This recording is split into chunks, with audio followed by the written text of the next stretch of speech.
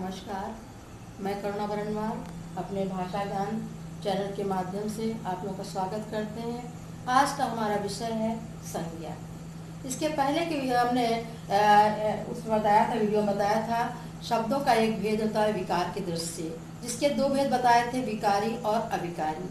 विकारी के भी चार भेद बताए थे, संज्ञा, सर्वनाम, विशेषण, क्रिया। अविकारी के चार भेद थे, संबंध बोधक, समुच्चय बोधक, विस्मयार्थ बोधक और क्रिया विशेषण। अब एक एक पर हम आपको विस्तृत रूप से बताएंगे। तो आज का हमारा मुख्य विषय जो है संज्ञा है, नाउन जिसको कहते हैं। इसकी परिभाषा क्या है? किसी प्राणी, वस्तु, स्थान, व्यक्ति, गुण, भाव और अवस्था का जो शब्द बोध कराते हैं उन्हें हम क्या कहते हैं? संज्ञा कहते हैं। देखिए, प्राणी में कोई भी पक्षी है, जानवर है, कीट है, पतंगे, कुछ भी है, वो सब प्राणी के अंतर्गत आ जाएगा। वस्तु में दुनिया में जो भी चीजें हमको दिखाई पड़ती हैं, चाहे किताब है, कोई बर्तन है, कोई बिस्तर है, कुछ भी ले लीजिए, वो सब वस्तु के अंतर्गत आ जाता है। स्थान किसी भी देश का नाम, किसी भी शहर का नाम, किसी भी गांव का नाम, ये सब जो है स्थान के अंतर्गत आ जाते हैं। और व्यक्ति में कोई चाहे पुरुष हो, चाहे स्त्री हो, कुछ भी हो, उसका नाम इसमें आ जाएगा। और गुण, किसी का गुण बताने वाले जो शब्द होते हैं, जैसे आपका ईमानदारी,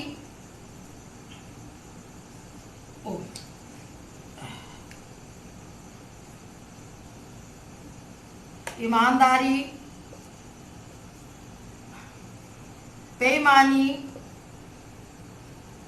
गुणों से मतलब ये नहीं खाली गुण ही आएंगे, इसमें जो है दोष भी आ जाते हैं, ठीक है ना। ईमानदारी, बेईमानी। भाव जो है दुख, सुख। और अवस्था जवानी, बुढ़ापा, बुढ़ापा। तो ये तो एग्जाम्पल हो गए। तो इस सब चीजों के अंतर्गत जितने भी शब्द आएंगे वो सब आपके संज्ञा ही कहलाते हैं। एक शब्दों में हम आपको यही बताना चाहते हैं, दुनिया में जो कुछ भी हम देखते हैं वो सब संज्ञा होता है, क्योंकि नेमिंग वर्ड होते हैं। दुनिया में जितनी भी चीजें, हर एक का कुछ ना कुछ नाम होता है, इसलिए वो सारी चीजें संज्ञा है और इन्हीं के अंतर्गत कोई ना कोई आ जाता है, ठीक है ना। अब हम बताएंगे संज्ञा के भेद। संज्ञा के तीन भेद होते हैं, व्यक्तिवाचक संज्ञा, जातिवाचक संज्ञा और भाववाचक संज्ञा, ठीक है ना।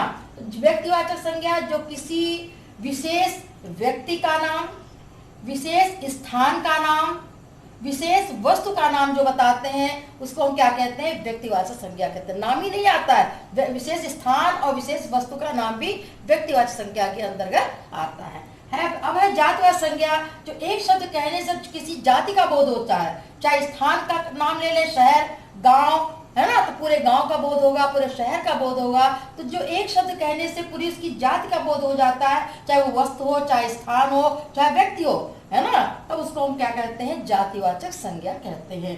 भाववाचक संज्ञा जैसे ईमानदारी है, बुढ़ापा है, अभी आपको हमने परिभाषा बताया था, अवस्था अलग कर दिया था, गुण अलग कर दिया था, भाव अलग कर दिया था। तो ये सब जो है इस भाववाचक संज्ञा के अंतर्गत आते हैं, क्योंकि संज्ञा के तीन ही भेद होते हैं, चौथा भेद नहीं होता है, ठीक है ना। अब कभी कभी ऐसा होता है कि व्यक्तिवाचक संज्ञा होते हुए भी वो जातिवाचक का बोध कराते हैं, और कभी कभी ऐसा होता है कि जब जातिवाचक होते हुए भी व्यक्तिवाचक बोध कराता है, वो किस स्थिति में होता है वो आपको हम बताते हैं। जैसे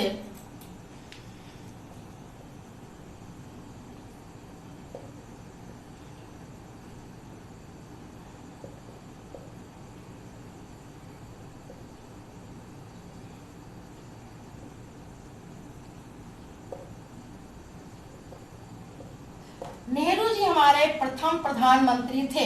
तो नेहरू क्या है? नेहरू एक जात है, नेहरू कोई नाम नहीं है। नाम क्या था? जवाहरलाल, ठीक है ना। लेकिन नेहरू कहने से हमको जवाहरलाल नेहरू का बोध होता है, क्योंकि वही हमारे प्रथम प्रधानमंत्री थे। तो ये जातिवाचक शब्द होते हुए भी ये व्यक्तिवाचक है। शब्द जातिवाचक है लेकिन व्यक्ति विशेष की ओर संकेत कर रहा है, इसलिए जो है व्यक्तिवाचक कहलाएगा, ठीक है। इसी तरीके से व्यक्तिवाचक होते हुए जातिवाचक कब हो जाता है वो देखिए।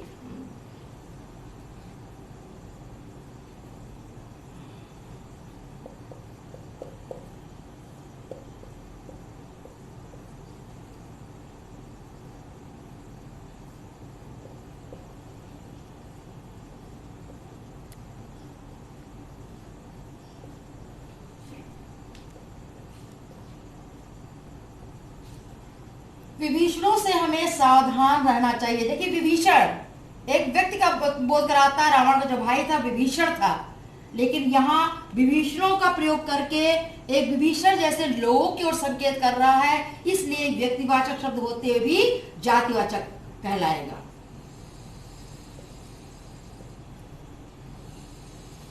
जातिवाचक कहलाएगा। तो इस तरीके से इसको भी ध्यान रखना चाहिए। अब हम आपको बताएंगे कि भाववाचक संज्ञाएं कितने प्रकार से बनाई जाती हैं।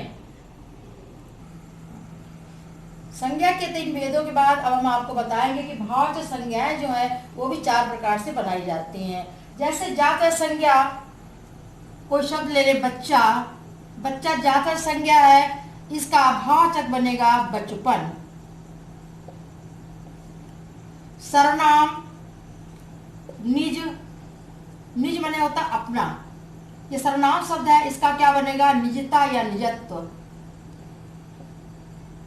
निजता या राइटिंग अच्छी नहीं आती, निजत्व। विशेषण से जैसे सरल, सरल का सरलता, सुंदर का सुंदरता, दुष्ट का दुष्टता, बहुत शब्द है। क्रिया जैसे दौड़ना का दौड़, चलना का चल। इस प्रकार से भाववाचक संज्ञाएं जो है 4 प्रकार से बनाई जाती हैं। अब हम अपना आज का जो है वीडियो यही समाप्त करते हैं और अगले वीडियो में हम आपको सर्वनाम के बारे में विस्तृत जानकारी देंगे। तब तक के लिए नमस्कार।